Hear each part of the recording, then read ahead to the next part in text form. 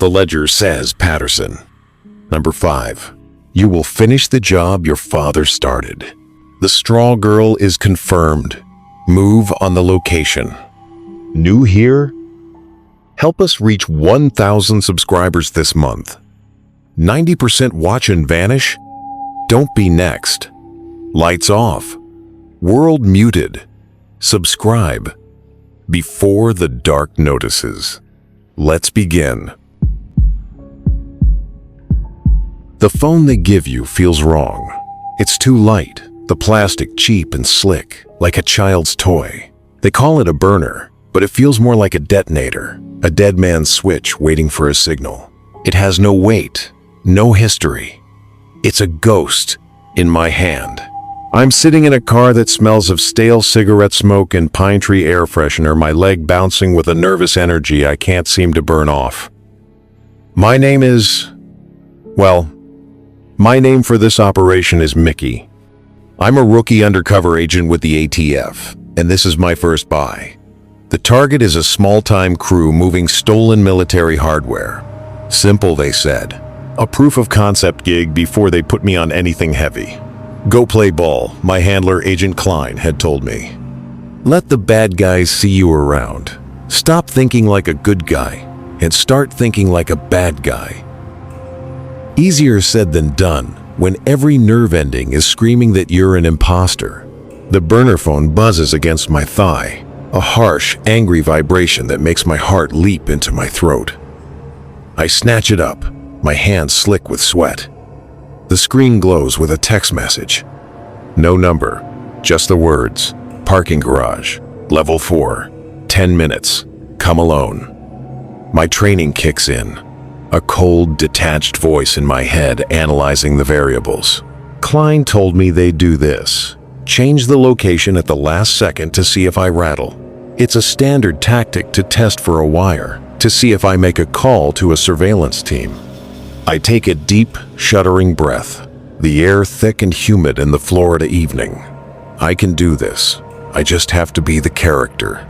Mickey, a lowlife with enough cash to be interesting and enough desperation to be believable. I drive to the garage, a concrete spiral that seems to descend into the city's grimy underbelly. Each level I pass is a deeper circle of hell, the light growing dimmer, the air growing colder. I park my beat-up sedan between a dusty minivan and a concrete pillar stained with something dark. The air here is cool and smells of gasoline and damp concrete, a sterile, chemical scent that coats the back of my throat. The only sounds are the distant hum of traffic and the rhythmic drip, drip, drip of water from an overhead pipe, each drop echoing like a tick of a clock counting down my final seconds. It feels like a tomb. I get out of the car, the duffel bag of cash feeling like a lead weight in my hand. I see them at the far end of the level, 2 figures silhouetted against the dim orange emergency lighting. They're just shapes, voids in the gloom. As I walk towards them, my footsteps echoing unnaturally in the oppressive silence. I run the cover story through my head one more time. I'm buying a crate of M4 carbines, no questions asked. The money is from a series of pawn shop robberies. Plausible, simple, stay in character. Don't stray too far from what you know. The taller of the 2 men steps forward as I approach. He has a long, thin scar that runs from his temple to his jaw, pulling one side of his mouth into a permanent, cruel sneer. He moves with a predator's lazy grace.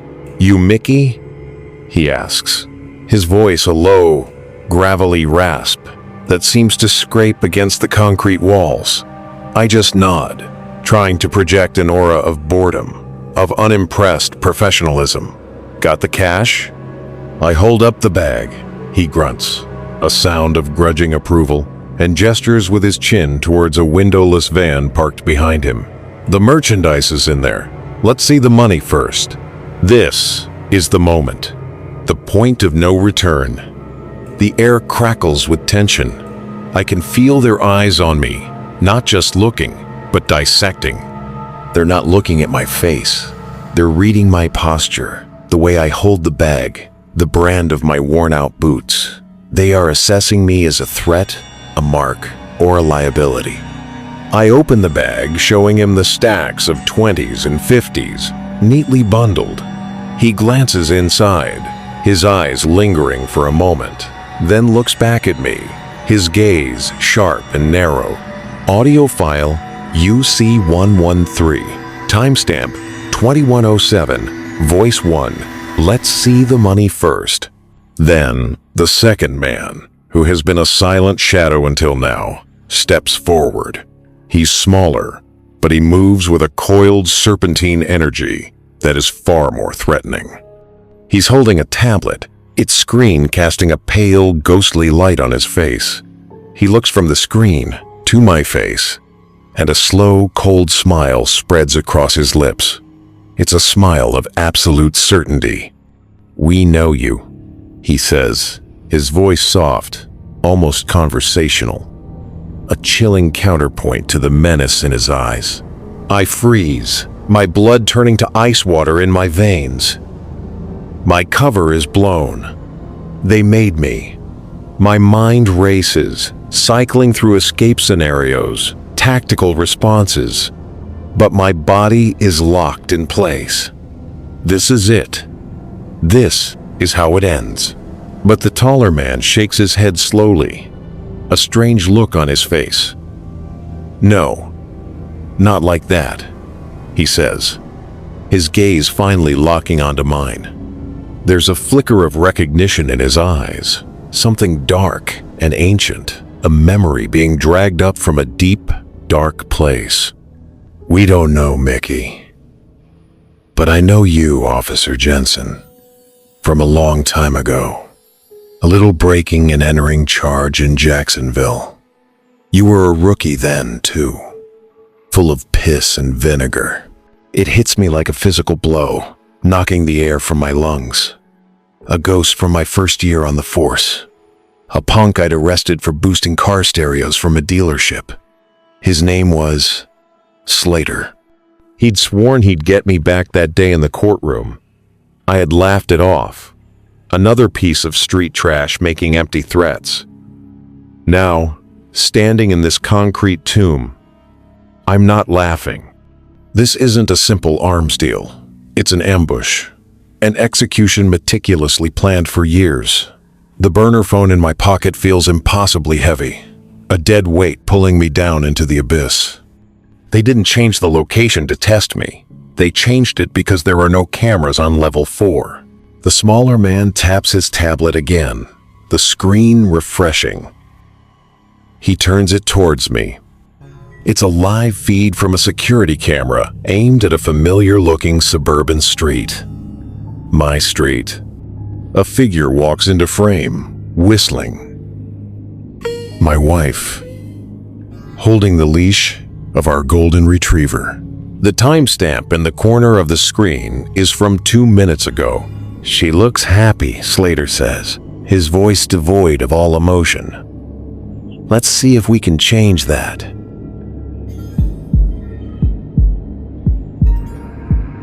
I collect things with stories. Old coins, trench art, letters from forgotten wars. I'm a curator of echoes, a historian of the discarded. But the Colt Patterson revolver was different. Its story wasn't finished. It was still being written, in blood and whispers. I found it on a darknet market, a ghost in the machine, listed between untraceable cell phones and DIY weapon manuals. The seller was anonymous, the description sparse. Patterson, number 5 holster model, original condition. The pictures were grainy, low-resolution images that only hinted at its history. But I could see the distinctive folding trigger and the elegant, clean lines of one of the first repeating firearms ever made. It was a Texas Patterson, the kind used by the Rangers in their brutal skirmishes on the frontier. A legend. I paid in cryptocurrency, a transaction as ephemeral as the ghosts I collected. and 2 weeks later, a heavy oilcloth-wrapped package arrived at my door. Unwrapping it felt like an archaeological dig, peeling back layers of time. The gun was beautiful, the steel a dark gray patina, the walnut grip worn smooth by a hand from a different century. There was no loading lever, marking it as one of the earliest models, produced before 1839. A true piece of history. Tucked into the package was a small leather-bound diary, its pages brittle and yellowed with age, smelling of dust and time. The diary belonged to a man named Silas Kane, a Texas Ranger under the command of the famous Captain John Coffee Hayes. The entries were short, sharp, brutal accounts of skirmishes with Comanche war parties. He wrote about the oppressive heat, the choking dust, the constant, gnawing fear. And he wrote about his Patterson. He called it his 5 shots of proof. Proof that he could survive another day. Proof of his right to exist in this violent land. I spent my nights in my study. The diary open under the warm glow of my desk lamp. The gun resting on a velvet cloth beside me. That's when the strange thing started. I'd hear a faint, sharp clicking sound from the other room, the distinct metallic snap of a hammer being cocked on an empty chamber. The air in my study would suddenly turn cold, carrying a faint, acrid scent like old blood and spent black powder. It was the smell of violence, seeping through the cracks of time. One night, I was cleaning the revolver, a ritual I performed with all my acquisitions, carefully oiling the intricate mechanism.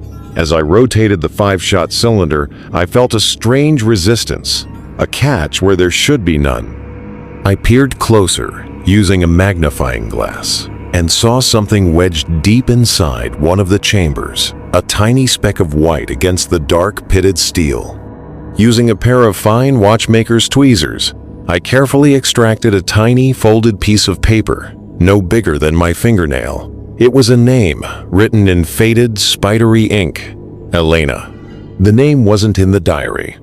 I searched online for hours, cross-referencing the dates and locations from Silas's entries.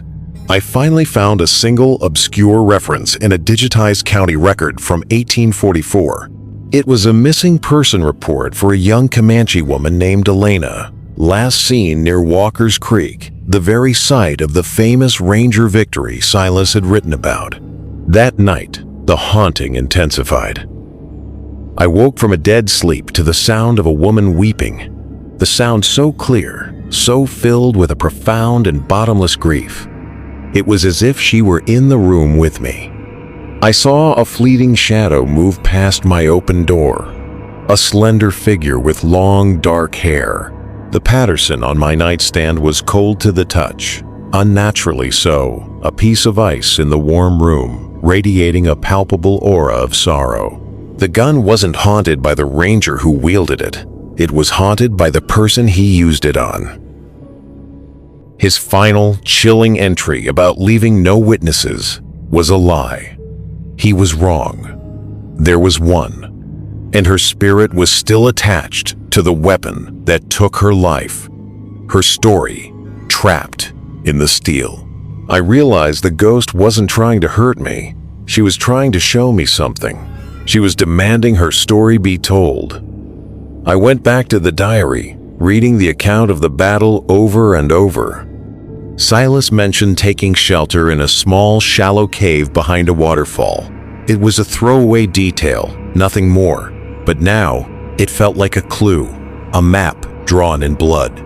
I packed a bag, the Patterson wrapped carefully in its oilcloth, feeling its cold weight.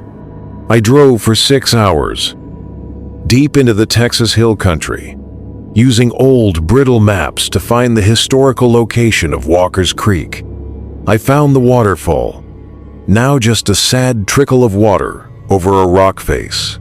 Behind it, hidden by a thick curtain of vines, was the dark, silent mouth of a cave. The air inside was cold and still, the silence profound. Using a flashlight, I saw markings on the wall. They were Comanche symbols. A story. Panel telling of a raid, of a girl taken from her family, and in the far corner, under a carefully placed pile of rocks, I saw the edge of a rotted leather pouch. If a weapon holds a memory, who does the bleeding? As I reached for it, my fingers trembling, I heard the crunch of heavy boots on the gravel from the cave entrance behind me. A voice, low and menacing, cut through the silence like a razor. That gun has been in my family for generations. You weren't supposed to find this place. Some stories are better left buried. My father left me nothing but a mountain of debt and a single rust-pitted key to a storage unit in the middle of the barren California desert. The lock was seized with rust, the corrugated metal door groaning in protest as I heaved it up. The air that hit me was a physical thing. A wave of heat mixed with the scent of dust, stale air, and the sharp, clean, unmistakable smell of gun oil and solvents. The unit was a workshop, a gunsmith's paradise, or a madman's laboratory.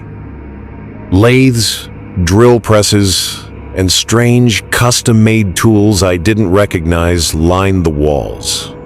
Bins were filled with springs, firing pins, and blocks of raw polymer. My father had been a machinist, a quiet, solitary man who tinkered with old car engines. Or so I thought. On a large, scarred workbench in the center of the room sat a half-finished pistol. It had no serial number, no maker's mark, no identifying features of any kind. It was a ghost gun, an untraceable weapon built from scratch. My father wasn't a tinkerer. He was an artist for the underworld, a craftsman for killers. I spent days in that suffocating metal box, trying to understand the man I never really knew. I found his ledgers, hidden in a false-bottomed toolbox. They were filled with coded entries, dates, and payments in cryptocurrency. The names were all aliases, call signs from some shadow world. Mr. White, the Courier, Zulu. It was a client list of assassins, traffickers, and insurgents. Ledger entry, page 47. Zulu, custom trigger assembly, $5,000. Delivery, May 10th. The work was meticulous, brilliant. He wasn't just assembling kits bought online. He was innovating, creating new ways to make weapons deadlier, quieter, impossible to trace. I found blueprints for suppressors built directly into the barrels, for rifles that could be broken down to fit inside a standard briefcase, for ammunition designed to shatter on impact, leaving no ballistic fingerprint for investigators to trace. He was a genius, and he had dedicated his genius to the art of murder. One sweltering afternoon, I found a hidden compartment under the floorboards. Inside was a ruggedized laptop. I powered it on, my heart pounding against my ribs. The screen flickered to life, showing a single password-protected folder. I tried everything I could think of. His birthday, my mother's name, the name of his old dog. Nothing. Then, on a desperate hunch, I typed in the serial number of the first rifle he ever gave me.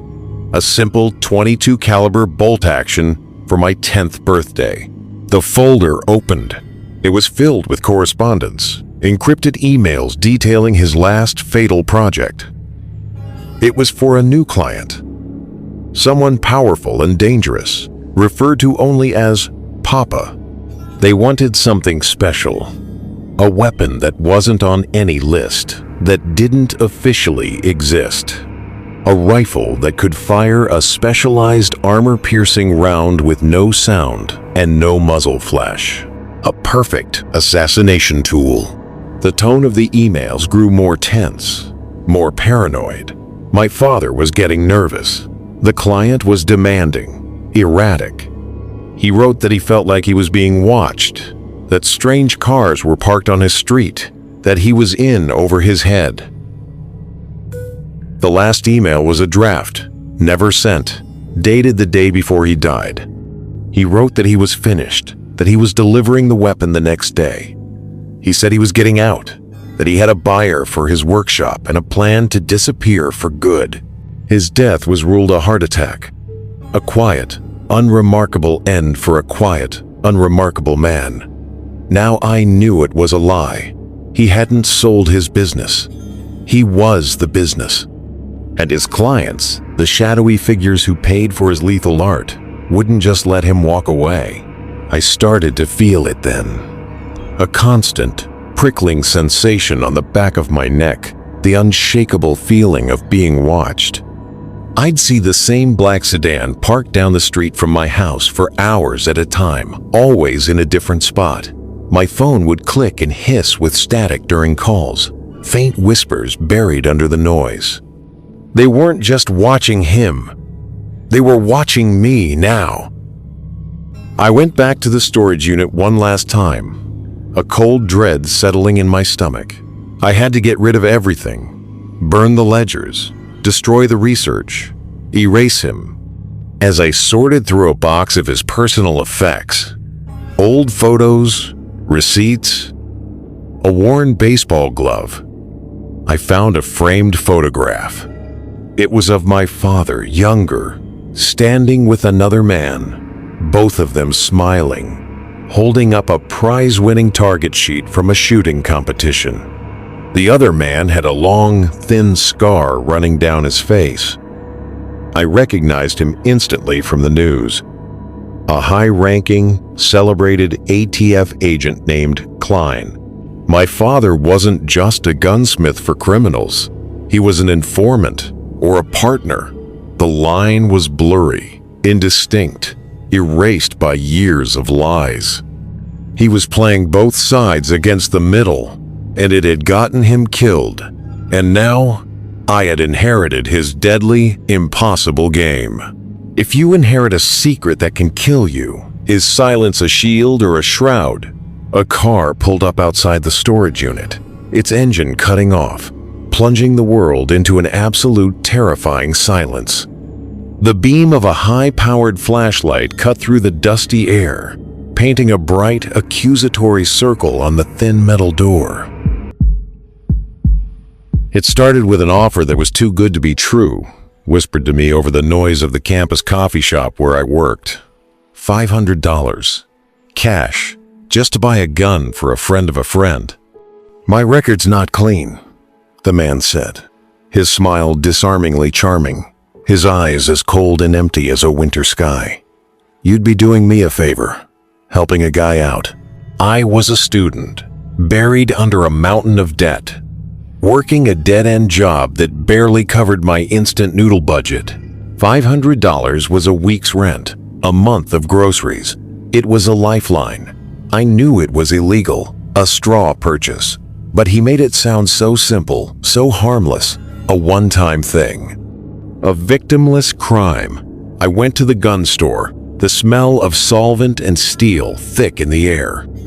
I filled out the paperwork, my hand shaking as I lied on Federal Form 4473, checking yes to the question asking if I was the actual transferee, divided by buyer of the firearm. The clerk barely looked at me, his eyes glazed over with boredom. An hour later, I handed a brand new Glock 19 and a cardboard box to a man I didn't know, and he handed me a thick envelope of cash that felt both heavy and dirty in my hand. A week later, he called again. Another favor, another $500. Then it was $1,000. He was always charming, always grateful. He learned my class schedule, my favorite coffee shop, my mother's name. He was weaving himself into the fabric of my life, thread by invisible, manipulative thread. He was grooming me, isolating me, making me dependent on the easy money and his casual approval. I knew I was trapped, but I didn't know how deep the rabbit hole went. I had become a straw purchaser for a major gun trafficking ring. The handguns I bought, dozens of them, were being moved across state lines, feeding the black market in cities with stricter laws.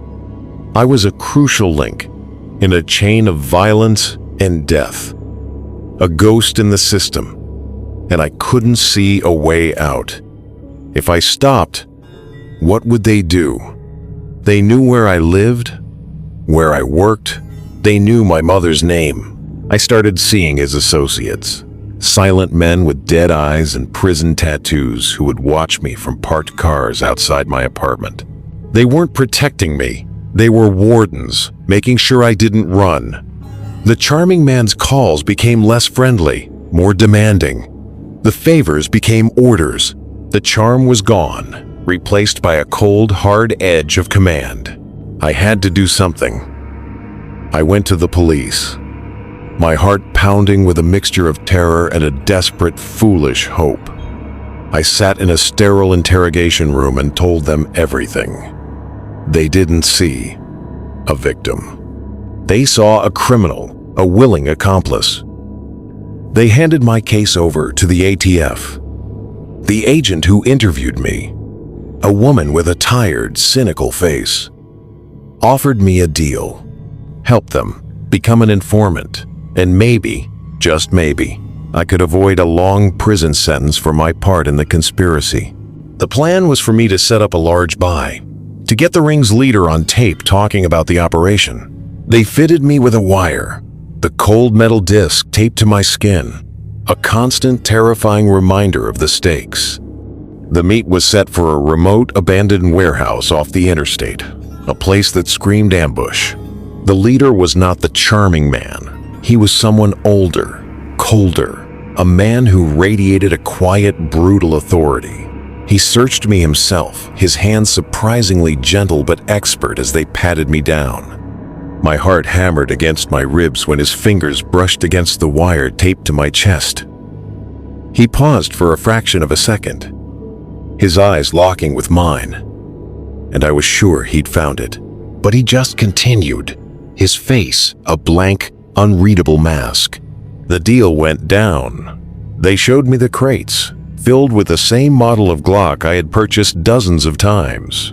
The leader spoke about shipments, about clients in other states, about profits. It was all on tape. The ATF takedown team was supposed to move in as soon as the money changed hands. But as I handed over the briefcase of marked bills, the leader smiled, a chilling, predatory expression that didn't reach his eyes. "You did well," he said. "You passed the test." My blood ran cold. "Test? We always test the new members," he continued, his voice dropping to a conspiratorial whisper. "We have to make sure they're loyal, that they're not talking to the wrong people." He gestured to a dark corner of the warehouse. The charming man, the one who had started it all, was there, tied to a chair, his face a swollen, bloody mess. "He failed his test," the leader said calmly. "He got sloppy. Started talking to an ATF agent, a woman." He looked me straight in the eye, the cold smile never leaving his face. "But you brought them right to us. A perfect little Judas goat." The massive warehouse doors slammed shut, the heavy boom echoing in the vast space like a coffin lid. The ATF wasn't coming. This wasn't a bust. It was a trap. They had been playing me, and they had been playing the feds. They knew about the wire, about the deal. They had used me to identify and isolate the surveillance team. The leader pulled out a pistol. It was a Glock 19, its polymer frame and steel slide gleaming under the single bare bulb hanging from the ceiling. It looked exactly like the first one I had ever bought for them. He handed it to me. "Grip first.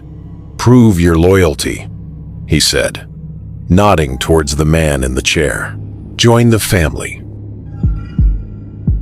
The rifle is a thing of terrible beauty. The stock is carved from a single piece of dark polished wood, inlaid with silver and mother of pearl in the shape of a skeletal saint. It's a custom job, a masterpiece of lethal art. It was my inheritance, a legacy of blood and steel. My name is... I don't remember my name. I remember stories. I remember a concrete parking garage, a haunted revolver, a dusty workshop in the desert, a cold warehouse filled with the smell of fear.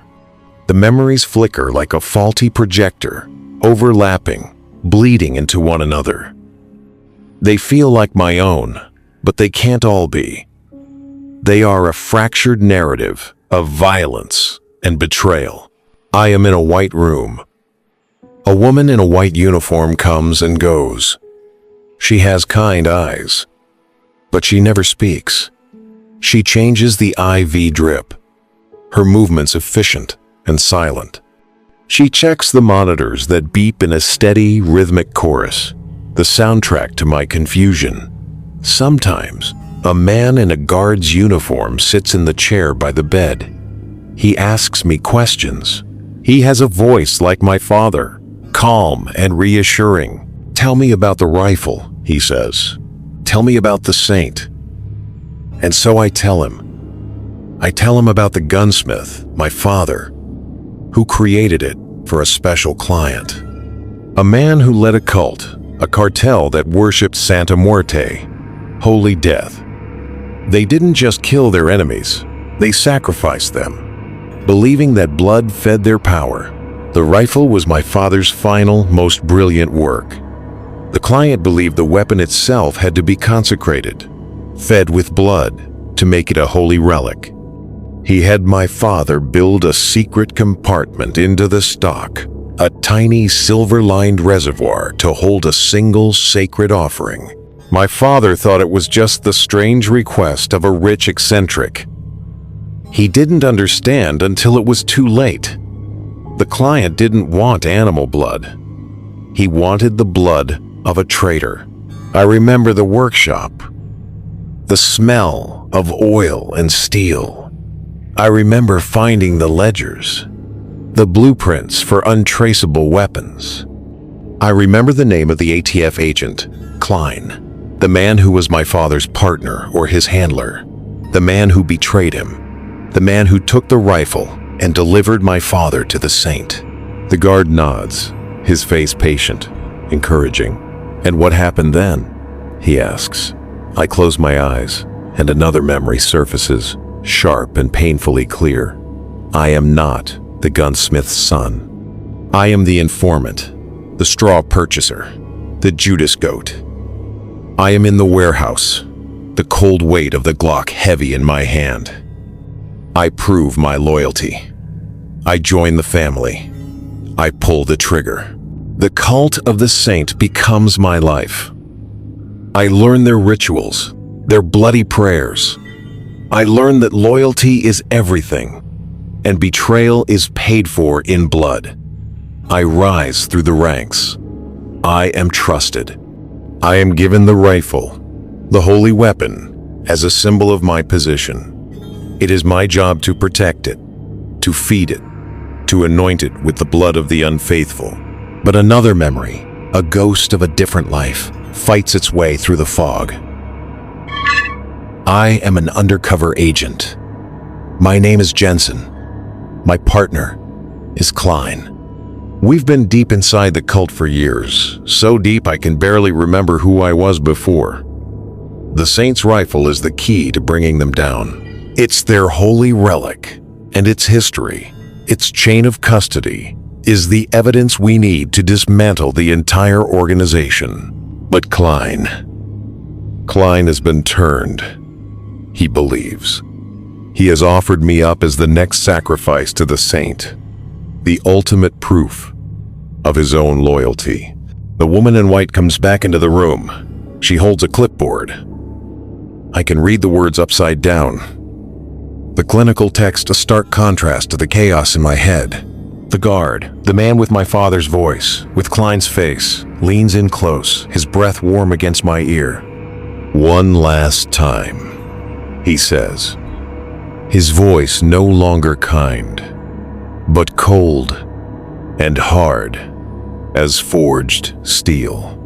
"Where is the rifle? The real one. The one your father made. The one that proves everything. I look past him, at the mirror on the wall.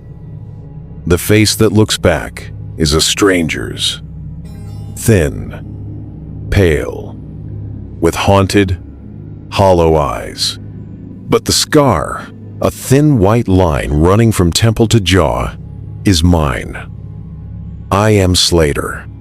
I am the gun peddler from the parking garage. I am all of them, and none of them. I am the ghost in the machine, a collection of violent stories held together by a single terrible thread of blood and gunpowder. If your memories are the weapon, who is the real target? The woman in white prepares a syringe, the clear liquid inside catching the sterile light. "It's time to help you remember," she says, her voice flat and final. The needle glints, a silver promise of clarity or oblivion. The saint is thirsty. This is Dread Dynasty, where nightmares come to life. Thank you for watching tonight's stories. Don't forget to like, comment, and subscribe, because the next nightmare is closer than you think. Check the channel for more interesting nightmare